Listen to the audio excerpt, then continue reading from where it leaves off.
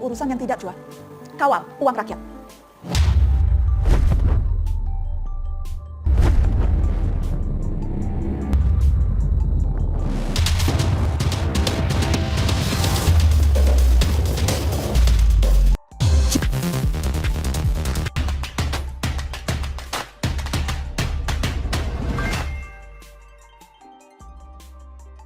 Ambruk bangunannya, roboh kotanya, aman kelebihan bayarnya. Ditulis oleh Fransen Arianto dari siwar.com. Belakangan ini, bangunan di Jakarta langganan roboh karena pembangunan yang ceroboh, terkesan sembarangan dan cepat bobrok, seolah hanya ingin mengejar berita yang heboh, sehingga menjadi bahan olok-olok karena memang payah dan cenderung bodoh. Maksud hati mengadakan balapan tingkat dunia, tetapi persiapannya terkesan mendadak, asal berjalan saja tanpa rencana matang, yang penting berhasil terselenggara. Sehingga bisa menjadi bahan pencitraan dan sebagai bukti keberhasilan memimpin ibu kota. Kejadian tak terduga hadir karena kurangnya persiapan, sehingga tribun penonton roboh menjelang perhelatan karena terpaan angin kencang yang tidak bisa dihindarkan, sehingga ditanggapi dengan ringan oleh panitia tanpa pengakuan bahwa memang kurang siap untuk menyelenggarakan balapan tingkat dunia. Sama halnya dengan sebuah stadion baru yang digagas sejak lama, tetapi baru saja selesai dibangun, yang disebut mahakarya, meski terbukti rapuh karena saat peresmian robohlah pagar tribun, yang dianggap karena antusiasme penonton yang tidak terbendung tanpa pengakuan soal lemahnya rangka penyusun.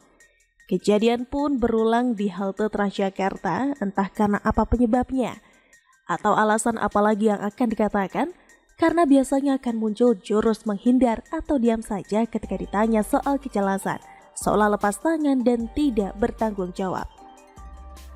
Sesungguhnya perlu ada kecurigaan bahwa dana tidak digunakan semestinya, karena banyak anggaran yang membengkak, atau permintaan yang tidak wajar yang selama ini seolah dianggap tidak ada, dan berlindung di balik sebutan kelebihan bayar. Entah mengapa yang berwenang diam saja ketika ada penyalahgunaan anggaran milik rakyat, yang nampak di depan mata dengan bukti jeleknya kualitas bangunan, yang dibangun dengan dana triliunan tapi mudah roboh tanpa banyak alasan. Bukan hanya soal robohnya bangunan saja, karena banyak monumen yang hilang tak berbekas, entah yang berasal dari bambu maupun bebatuan langka, yang menelan biaya luar biasa banyak, tetapi tidak jelas tujuan dan fungsinya apa, dan akhirnya kembali dibongkar tanpa meninggalkan cerita. Semua kenyataan itu seolah dimaklumi dan seperti ada kenyataan yang sengaja ditutupi demi mengejar sebuah ambisi dalam dunia politik menjelang kepemimpinan di Jakarta berakhir, sehingga ingin menutupnya dengan cerita manis meskipun sebenarnya meninggalkan banyak permasalahan yang pelik.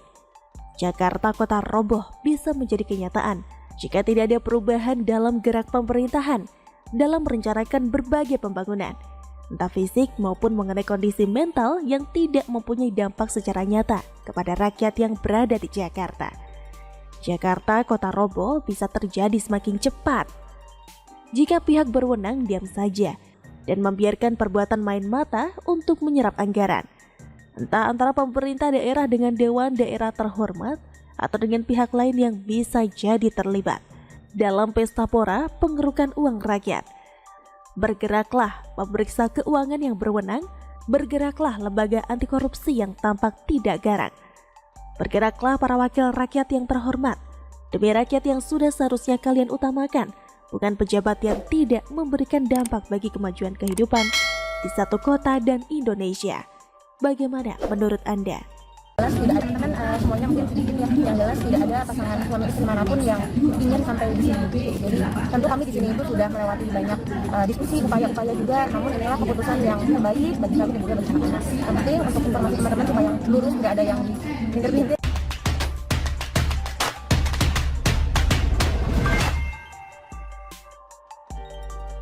Amin Rais lagi ngapain ya?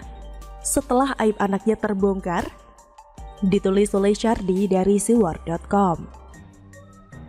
Saya sungguh tidak tahu kalau anak Amin Rais, Ahmad Mumtaz Rais, mengalami masalah rumah tangga hingga sekarang resmi bercerai. Sudah lumayan lama kejadiannya, hanya saja baru sekarang hebohnya. Itu pun heboh karena kelakuan buruk Mumtaz Rais yang terbongkar dan di blow up media. Nah, usut punya usut, ternyata ada tabiat buruk Mumtaz yang dibongkar oleh mantan istrinya yang juga Putri Zulhas, Putri Zulya Safitri. Anak Amin Rais ini disebut melakukan penganiayaan dan penyiksaan hingga kerap mengkonsumsi minuman keras. Hal ini terungkap dalam replik yang disampaikan pihak Putri Zulya dalam sidang cerai yang berlangsung beberapa waktu lalu. Disebutkan bahwa Ahmad Mumtaz memiliki kondisi kejiwaan yang tidak stabil. Masalah kejiwaan ini sangat amat mengganggu proses komunikasi yang baik antara penggugat dan tergugat, sehingga seringkali masalah-masalah apapun berakibat kepada perselisihan yang terus-menerus serta tiada akhirnya. Demikian bunyi poin ke-7 replik tersebut. Pihak Putri Zulya selaku penggugat menyebut kondisi kejiwaan Ahmad Mumtaz yang tidak stabil ini kerap kali memberi dampak negatif. Salah satunya adalah tindakan penganiayaan dan penyiksaan terhadap asisten rumah tangga mereka.